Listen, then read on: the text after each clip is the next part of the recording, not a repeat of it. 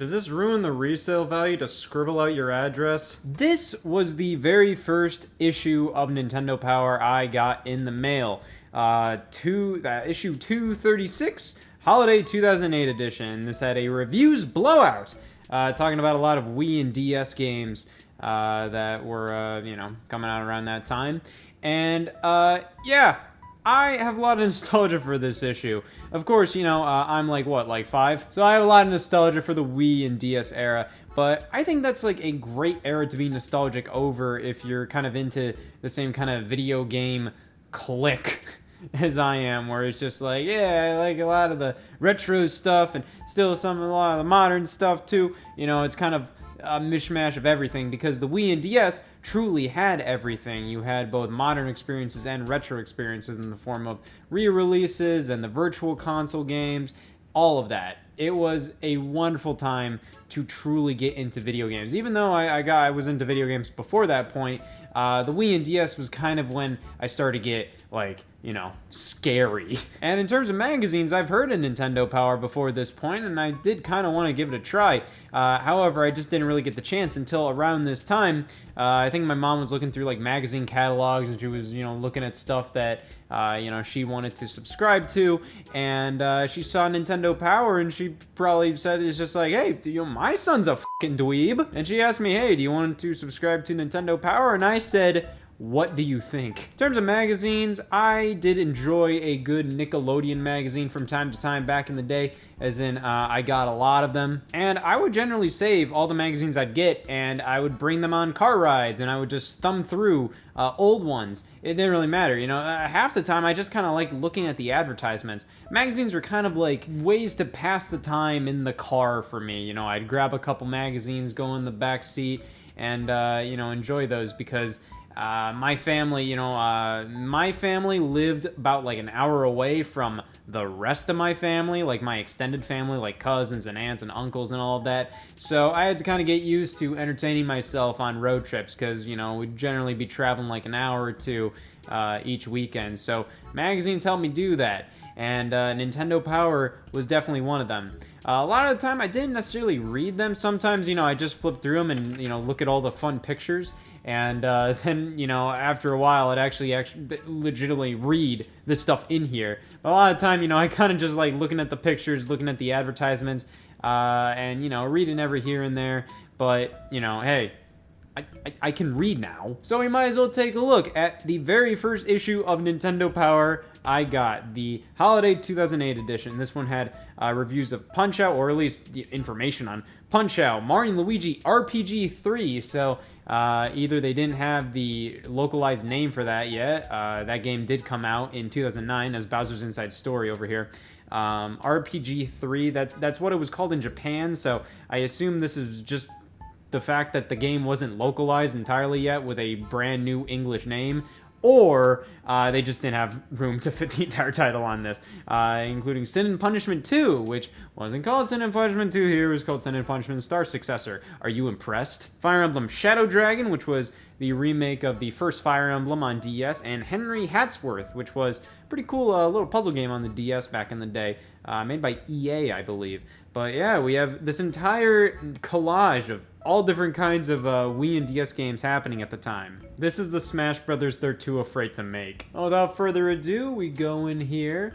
And yeah, it's just just looking back at old magazines from your childhood, you instantly even recognize the advertisements. Even the advertisements just kind of give me this weird sense of nostalgia. I was rewatching Clifford the Big Red Dog yesterday, and I was just like, holy shit!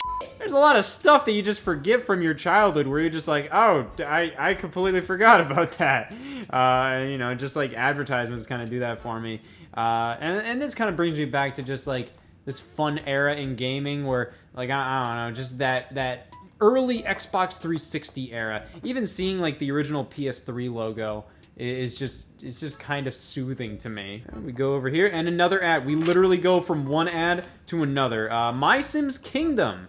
A game that has the audacity to write a little new splash screen on the cover. I had this game. I actually did enjoy this game. I remember a lot of people vividly hated My Sims. I never played the original My Sims, but I did play this. This was a random like Valentine's Day present from my mom, which I guess she just saw like a game for sale, because I never really got Valentine's Day presents from like my parents. So I guess she just saw it on sale and she was just like, hey, here you go. And I played that, and I had quite a bit of fun with this game. I forget a lot about it, but I did beat it back in the day, and it was a fun little experience. It was like a fun little, like, light puzzler, kind of life simulator slash blah, blah, blah. It was a mixture of a lot of things. It's kind of hard to explain My Sims. It's kind of like if Animal Crossing had more of, like, a story mode, I guess, and even then, like, I'm just like, Moving on, and Tales of Symphonia, Dawn of the New World. I remember that advertisement quite well. Then we have the table of contents. Let's take a look at this. Oh, man. So they would do interviews with different game developers and game designers and all of that in Nintendo Power as the years went on. In this era of Nintendo Power, I believe this wasn't, this wasn't created by, Nintendo. This was done by, I believe, Future, which was a magazine company, and, Nintendo used to kind of make Nintendo Power themselves, and then they kind of handed off the rights to Future to kind of do stuff themselves, which I think kind of helped Nintendo Power to be less of like a big old, like, isn't Nintendo great, guys? Like, they weren't afraid to just kind of say, like, yeah, this game kind of sucked. Which, that's not to say Nintendo Power, when Nintendo ran it, wasn't afraid to say if a game wasn't, the greatest in the world. But, this was definitely, this era was definitely a lot more like, hey, actual reviews of some games. Even if sometimes, it felt like, I think they gave, like, Sonic and the Black Knight an 8 out of 10, which, I don't know what the end goal is there, but you could tell this was definitely ran by more, fans of the game industry rather than just Nintendo employees. Like here, we have Shinji Mikami.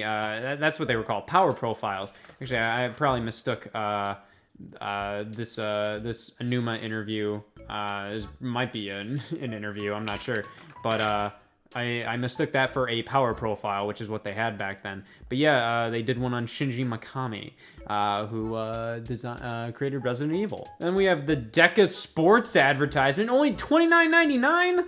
Yeah, that's pretty expensive compared to a lot of the other Wii shovelware, Wii Sports ripoff games from back in the day. Like, I remember Game Party. Game Party was like $20.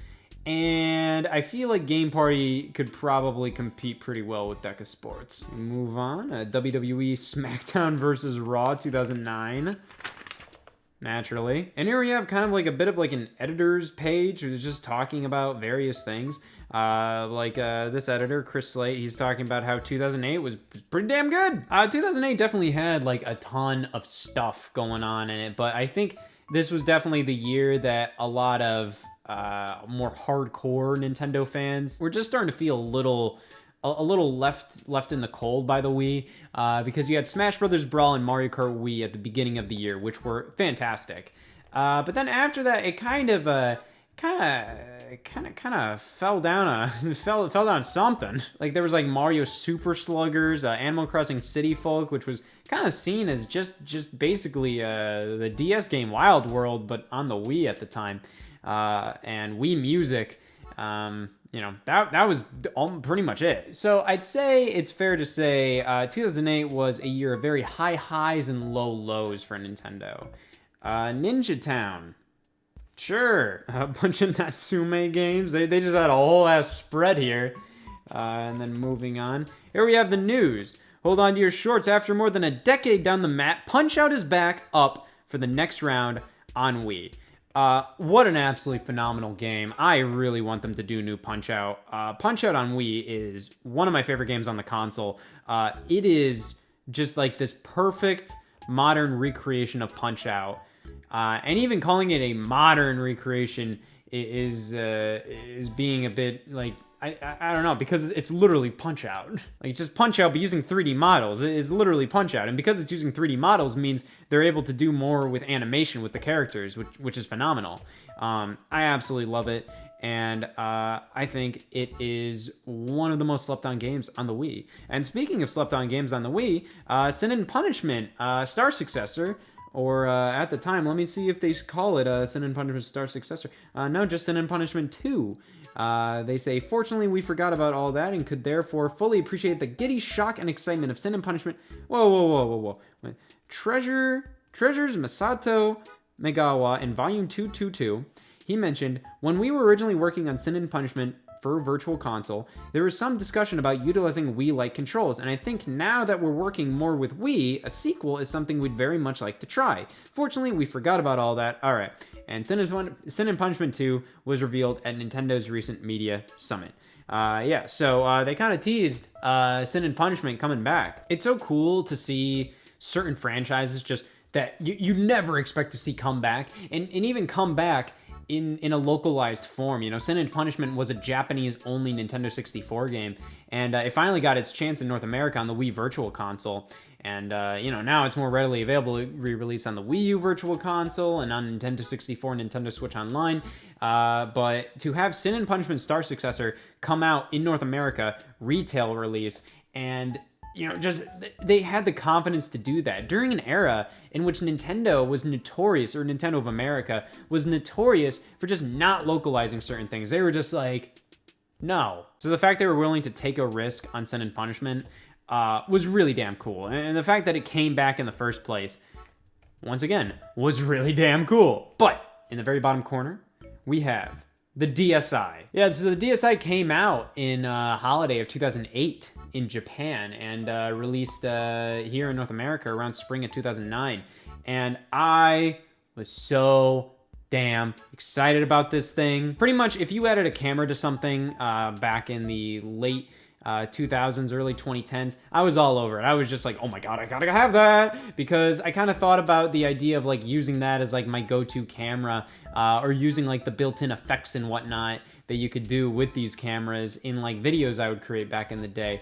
You know, I definitely did that with like the iPod Nano, like the 5th generation, I believe it was, which was pretty much just the 4th generation, but it had a camera. And it was like one of the worst cameras of all time. It was in the worst placement too. Like the camera placement on that iPod Nano was literally where you'd be holding like it would literally be where the back of your hand. So like imagine if there was a camera on like this Game Boy Advance and it was like right here where your hand would go. But I was really excited by it, and I had the exact same thought with the Nintendo DSi. It had 2 cameras. I saved up like crazy to get it. I traded in my DS Lite and everything. I traded in a couple games at GameStop and I got it, and I did enjoy my DSi quite a bit.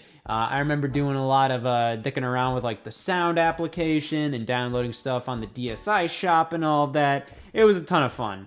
I definitely think I should have saved up and traded in stuff for like a game system I didn't already have. It was just like, let's be honest, like I saved up that much money and I traded in my DS Lite just to play DS games in a slightly different form factor and not be able to play Game Boy Advance games. I was 12, not a financial advisor. Alright, so here we have confirmation that Mario & Luigi Bowser's Inside Story was still just being called Mario & Luigi RPG 3. And then we also have Final Fantasy Crystal Chronicles on the Wii and DS, the Crystal Bearers, I believe. No, this is Final Fantasy Crystal Chronicles Echoes of Time. I apologize. Help Wanted. I don't even know this game. All right, so this looks like a just pretty much literally every other Wii minigame collection. My World, My Way. I've heard about this game. I think it's like kind of like a weird like you're kind of a princess and you're a bit snobby and you're just like no. And Ys Book 1 and 2, Naruto games. As usual. And then Game Watch forecast. What was coming out around this time?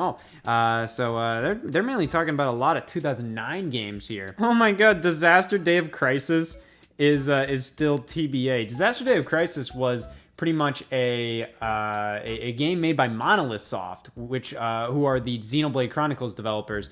And it was kind of like this game that felt and looked like a typical American PG-13 blockbuster, one that like you'd go to during the summer because you have nothing else to do, and then completely forget about a couple weeks later. And I have the game. I have a European Wii U, so I played it on there, and it's fine. It came out in Europe and Japan, but never over here. And I guess like I heard like there was I think like North America, or at least Nintendo of America, thought there were like some quality concerns with the title, like man, we can't release this. And like I just didn't see it. It wasn't like amazing or anything, but it was a perfectly fine game, and it does have its fans. So I don't really know what they were talking about with that. And why they released this instead. But yeah, they had the Conduit coming out here in Q1 2009. That was kind of a big deal because that game was like all about being like, oh man, the Wii is getting its first hardcore exclusive game, and it was just kind of a generic FPS. It was good, but you know, the Conduit just, I think they were like, they were positioning the Conduit as like this game to just change the perception of the Wii. Like, oh man, the Wii doesn't have hardcore games except the Conduit. And it's just like, you know, it was the Conduit. It wasn't bad, but it was just very like, it was pretty basic. Except for the ending of Conduit 2. I think Abraham Lincoln was involved there. And speaking of hardcore titles, these are all done by Sega. I didn't even like think about that for a second. But yeah, Conduit was published by Sega. And then House of the Dead Overkill, published by Sega, was coming out in 2009. That is like the best House of the Dead console game that you could have really released, as in like, you know, the best way to put a House of the Dead game out in the year 2009 on the best platform for it. You know, like, it didn't take itself seriously. It was based all around like 70s B movies, kind of like grindhouse films, and you know, it was all about just like being kind of like silly, dumb fun. You know, and it was on the Wii where you had the pointer. It was perfect. Though it didn't run very well. It like stuttered like a lot, which felt like it's just like when it's an on-rail shooter, it's kind of like, come on, man. But then also published by Sega in 2009, Mad World. So Mad World was kind of another one that was kind of like, oh man, that we can do hardcore stuff. And it was developed by Platinum Games. And that felt more like, instead of like the Conduit, which was kind of prove like a point that like, oh man, the Wii can do hardcore games. Mad World felt more like, let's put the goriest game possible on the most family-friendly game system possible as a joke. Like that's what it felt like. It didn't feel like it was like a strategic move, even though it probably was, because it's like, hey, you know, like how better are we gonna stand out by putting this out on the Wii? Didn't work. Sonic and the Black Knight, 2009. Skate It from EA, which was the Wii version of Skate.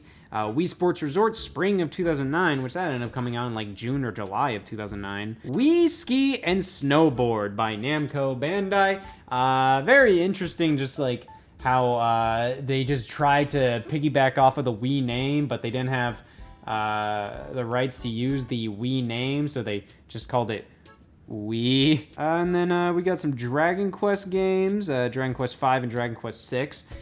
Square Enix would like kind of bring over a lot of games that never really got a North American release on the DS or even the Game Boy Advance. You know, comes to mind a couple of the Final Fantasies and Dragon Quest V and VI. You know, just they got their North American release on the DS, which is really cool. Duke Nukem Trilogy Chain Reaction. What the? There's 3 Duke Nukem games here. Duke Nukem Trilogy Chain Reaction, Duke Nukem Trilogy Critical Mass, Duke Nukem Trilogy Proving Grounds. So Critical Mass came out, I believe. That came out alongside Duke Nukem Forever in 2011. These other 2, I don't know of. I don't know of those. And the fact that they're called Trilogy, I assume, does that mean like they're a trilogy, like all of these are a trilogy? So like these 3 games make up the Duke Nukem Trilogy? Personal Trainer Walking, Rhythm Heaven, first half of 2009 is coming out. Trackmania DS, a lot of cool stuff. Marble Maze game, Kororinpa. There it is. Yeah, so sequel to Marvel Saga. Finally, Club Nintendo comes to North America. So Club Nintendo didn't launch until around this time, which is crazy. I loved Club Nintendo, even with all of its faults. You know, like it wasn't the perfect loyalty program because Europe and Japan got so much cooler stuff, but yeah, it was definitely really, really cool to finally get Club Nintendo. It was cool to get something, you know, and loyalty programs just don't have nothing on Club Nintendo. At least like nowadays loyalty programs, like My Nintendo, anything else, like I'm like, Club Nintendo back in this era of the Wii and DS, and even the 3DS and Wii U was really cool. which shows just how much you have to appreciate what you have before it's gone. Like, it just shows that so well, because all we did during this era was bitch about Club Nintendo. Shaun White snowboarding, there's a full spread ad. And then Wii channels, pretty much talking about a bunch of the downloadable stuff happening on Wii and DS. Yeah, they're talking about Cave Story here. Cave Story launched on WiiWare, and that was like a big deal back in the day. Still have to play a bit of Cave Story, but from what I've played, it is very, very good. Gradius Rebirth and Pool Revolution Q Sports. It's pretty crazy how much stuff, how much space is dedicated to downloadable stuff on Wii. It shows just how cool it was to just always have like cool stuff to download. And it is something that I kind of miss these days, just having this feeling of like, oh man, what's there to download this week? I felt like that with the Wii and DS and 3DS and even the Wii U. Now on the Nintendo Switch, it just feels like there's too much stuff. There's just too much, and it's too much garbage too. Where at least back during the Wii, like, yeah, you got some bad games on WiiWare. Here they're reviewing them right here, where they don't give them point scores, but they kind of give them like green, yellow, and then red. So green is like, yeah, get this game. And then, yellow is kind of like, and then red is like, no. And they pretty much call it recommended, and grumble. I was always a little confused as a kid, like what meant what, as in like, what is worse, or grumble. But yeah, World of Goo, Tetris, this was a good month for WiiWare games. Look, World of Goo was like the big WiiWare game. I remember like some websites, I think even like IGN awarded World of Goo with like Wii Game of the Year, which I was like, okay, Smash Brothers Brawl came out this year, but yeah, this is all talking about WiiWare. I think probably on this side maybe they'll have Virtual Console. And so Mario Golf on the Nintendo 64, Secret of Mana, Street Fighter 2 Special Champion Edition on the Sega Genesis. That got a So I assume they're gonna just talk about how it's just like kind of like, why are you getting the Sega Genesis version? I was a big proponent of Special Champion Edition back in the day, but that was due mostly to the excellent Genesis 6-button controller. Take that out of the equation, and there's not much reason to get this over Super Street Fighter 2 Turbo for SNES. It's still a great fighter, but the colors and sound quality don't measure up. I'd agree. Like, it's just like, what's the point of getting that? But I kind of like that, the Virtual Console gave the ability to have these weirder versions of games get released. Just because like it was literally like, hey, do you want the Game Boy Advance version of this game? Or at least on Wii U. Or do you want the Super Nintendo version of this game? Like, they released like Super Mario Advance 2 Super Mario World for the Game Boy Advance on the Wii U Virtual Console, while also releasing Super Mario World on the SNES Wii U Virtual Console. And I like that. I like that you have the option to buy like one or the other or both. And, you get to see what the differences are, where now with all these compilations releasing, that's really cool. But a lot of times, like, if a game isn't included, it's kind of like this feeling of like, oh, well, when are they going to re-release it, it feels like those compilations are kind of like the one and only chance for some obscure versions of games to release. Not saying that they'll never release, but, a lot of times, it's just like when a game isn't included in a certain compilation, it's like, oh, well, when are we going to get it then? And the Virtual Console kind of gave people the ability to buy like these weirder versions of games, and I really like that. Talk is cheap. Free. Nintendo recently announced that the soon-to-be released Wii Speak microphone peripheral will include a coupon to download the all-new Wii Speak channel free of charge. I never had the Wii Speak channel because I never had the Wii Speak because I wasn't about that life as a 11-year-old. Talking about Fire Emblem Shadow Dragon here. I have absolutely no experience with this game. I do have a bit of experience with the original as I played the localized version that released in 2020 on the Nintendo Switch, which, that was pretty cool that they finally got the original Famicom release of Fire Emblem Shadow Dragon the Blade of Light. Just the fact that they did remake it for the DS kind of gave me the feeling of like, that's cool, but like, it's not like we've never had a chance to play this experience, this story before. Deadly Creatures. Oh yeah, Rat versus Scorpion. I've seen this game so much. I've never played it though. I know nothing about it. But now I fucking Rat. Family playtime. Look at all these. Look at all these. All right, so all of these like random little like $20 whatever game compilation game cartridges where you have DS. Sudoku, Solitaire Overload. Too much Solitaire, man. Blue Dragon Plus, weird because that was like a big Xbox 360 game. Was Blue Dragon, and but then they made like sequels and spin-offs for the DS. It was kind of like Viva Pinata in that way because it's just like it felt like, oh, that's like an Xbox 360 game, but they brought it right over to the DS pretty much. And I think Microsoft was willing to let that kind of stuff slide just because like they didn't have a handheld at the time, and they sure as hell weren't gonna do it with Sony. MLB Superstar, only $20. Oh great, yeah. Oh, Boom Blocks, yeah, that was a big game. Just the fact that it had Steven Spielberg as the big like, oh man, this is a Steven Spielberg game. I wonder how much he actually was involved in this game. I truly do. He was definitely interested and he definitely did play a role in it. But yeah, it is definitely really, really interesting that he did just like 2 games.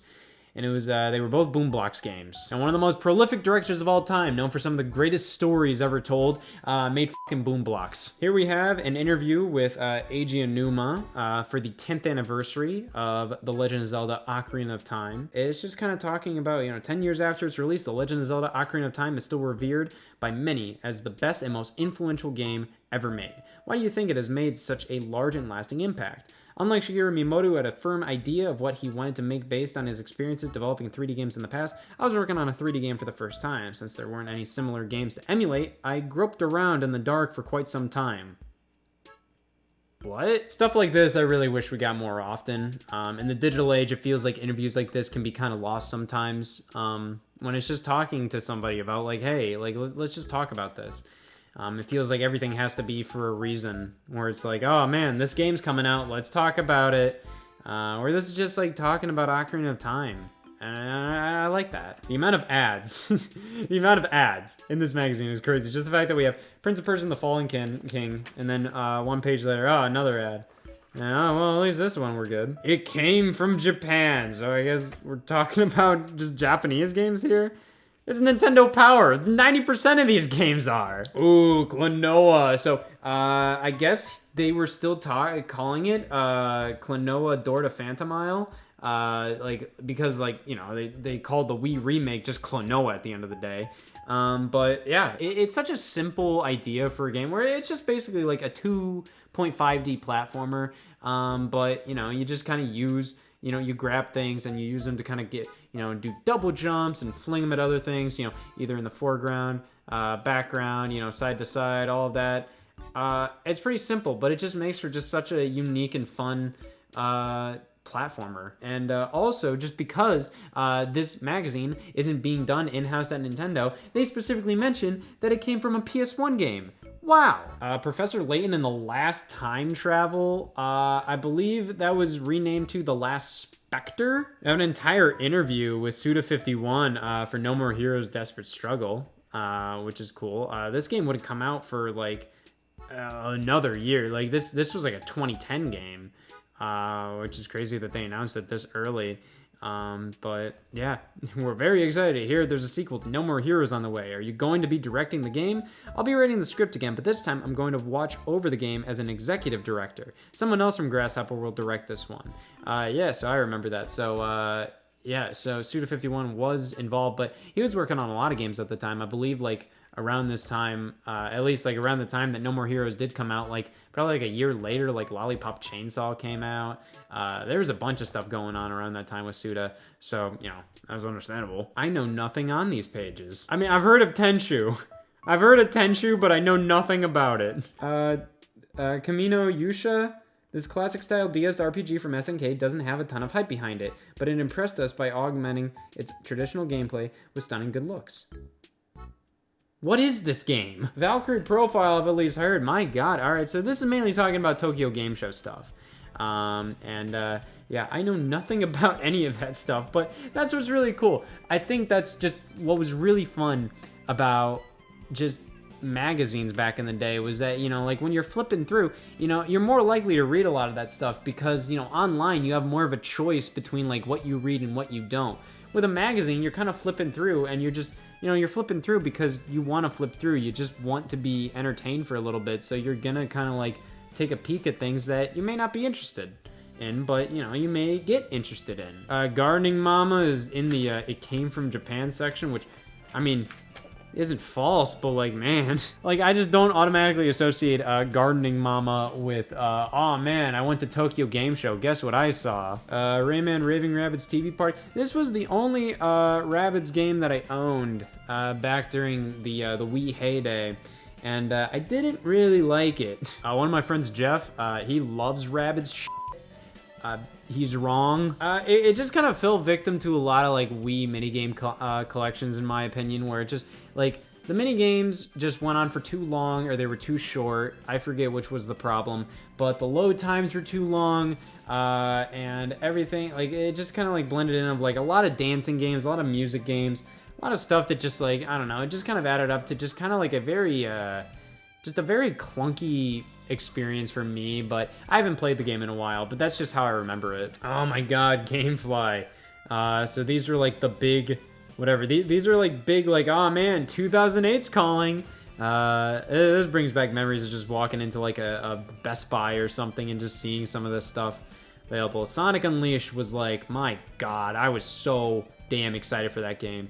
Animal Crossing City Folk, I bought used at GameStop, and I played it for a little bit, and I had no damn idea what I was doing. And then the Gamer's non-game holiday gift guide. All right, let's see what they're talking about. Art books. All right, so we got the Street Fighter art book, Mega Man Zero art book. Art books, I think, are a pretty good evolution of the strategy guide right now, where it's just like, frankly speaking, like, I think people that are upset that strategy guides are kind of dead, all just don't read them. They just like buying them. So it's just like, I kind of feel like at that point, like, why not do an art book? Because I feel like the same people that want to buy strategy guides would also be willing to buy art books, and art books have more of like an application where it's just like you're gonna be more likely to open that up and use it for what it's worth, like, you know, looking at the art and admiring it, compared to a strategy guide where you're gonna open it up and thumb through it maybe like once, but you're probably not gonna use it for an actual like strategy guides. And like for the amount of work that goes into making a strategy guide, like no wonder they just put them online. Now, the mini statues by First 4 Figures. So they got Zero Suit Samus, Sheik, Sonic, slot cars, plush toys and figures, a snow sled, which just has the Mario Galaxy box art on it. Board games, so pretty much there's the Donkey Kong Jenga and Monopoly Nintendo Collector's Edition. And they say next up for USAopoly is a Nintendo-themed chess set. Ooh, Surface Graphics. I remember seeing these all over the place. You know, they got original 8-bit Mario, Donkey Kong, and then new Super Mario Brothers. DS accessories, so keychains. Oh, you putting that in the shoulder button? Oh, never mind. This is literally like this is supposed to be like a game carrying case. You can see, like, it's just a case. That's always kind of cool to me whenever they like design like the accessories to look like the systems. But with how close this looks to the system, that's just dangerous. That'll probably get somebody arrested. There's clothing, the candy. They had all those mushrooms and energy drinks, all of that. They still have them like some places, you know, like you can still find this stuff, but it may take a second. And then Moon, an advertisement for Moon. Oh, what was this only available at GameStop and Amazon? This is weird. So this is really strange to me because it's done by Renegade Kid, who did Mutant Mudds on the 3DS, and they pretty much only did like after this Moon, they did like Dementium. Like they did a bunch of like really like big high quality DS games, and then after that they pretty much just did these 2D retro inspired stuff before just spinning off into like a completely different entity called a TUI, which was more so like Renegade Kid was just like about this and the 8-bit stuff, and then they kind of split it off, so then Renegade Kid would only be about this kind of stuff and a TUI would be about the retro stuff. But it's still weird to me that the Mutant Mudds developer pretty much like did this kind of shit. 20 years of Nintendo power. It's pretty cool that the first Nintendo Power issue that I got focused on this retrospective stuff. I absolutely adore this kind of stuff. Like, I think it's super fun to just look back at, like, old magazines like this. I loved it back, like, in other magazines. I got Nickelodeon magazine a ton, and they did some of this sometimes where they'd show, like, old magazine covers and old, like, articles from old magazines from afar. And I always loved that kind of stuff. And Nintendo Power did a bunch of singular issues where they'd release just, like, something just to newsstands. And I have one that's just talking about 20 years of Nintendo Power. Maybe they'll talk about it somewhere. But here we have the power profiles for Shinji Mikami. I always thought it was really cool how they'd show, like, the gameography. How they'd show, like, oh man, you know, he did some work on this Game Boy game, Hatena no Daiboken. That's probably how you pronounce it. He just did planning for this game. But then he did Goof Troop and then Resident Evil. And again, they're not afraid to mention PlayStation 2 and PlayStation 1 and all of that, which I think is really cool. It's something where it just kind of feels like, you know, obviously without, you know, being produced in-house at Nintendo, you know, they're like, yeah, sure, we'll mention other game systems. It's really weird how so many video game companies just refuse to mention the other guys.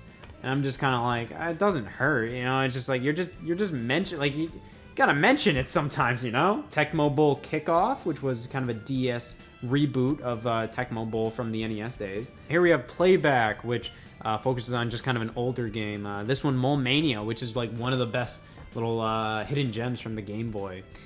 Which was a puzzle game that was worked on by Shigeru Miyamoto, and I love it. I think it's really cool that they don't even care. Like, this isn't even about what's available on the Wii and DS virtual consoles or available to buy. Like, they're just like, hey, let's talk about an old Game Boy game. I think that's awesome. And they even talk about other mole things, bottles from Banjo-Kazooie, Impossible, Miss Pac-Man's mole. I remember this ad pretty well. Get the ultimate summer experience, where this is pretty much giving you like a full, like, pretty much coding camp, I guess, where you'd go there and you'd learn about game programming and design and all of that. I thought, get an opportunity to tour portions of Nintendo of America. That is awesome. Yeah, so that's just based out of Redmond, Washington. So of course you'd be able to do some Nintendo of America stuff. That would be really cool. And I remember seeing this advertisement all the time, and I would love to hear from somebody that like actually participated in this kind of stuff to see like, oh man, was it really cool, or were they really, really bad to these kids? Just fed them garbage. And they have sweepstakes, giveaways, all that kind of stuff. Just an ocarina ad. Like, this isn't even like, I don't think any of this even mentions Zelda. It's just an ocarina company that took out an ad in Nintendo Power. Another Naruto ad, I think that's 2 here, and then they do reviews. All right. So Animal Crossing City Folk got an 8 out of 10. Rygar on the Wii got a 7. Castlevania Judgment got a 7. Castlevania Judgment is like a pretty fun little fighting game that's just kind of like, you just don't take it seriously.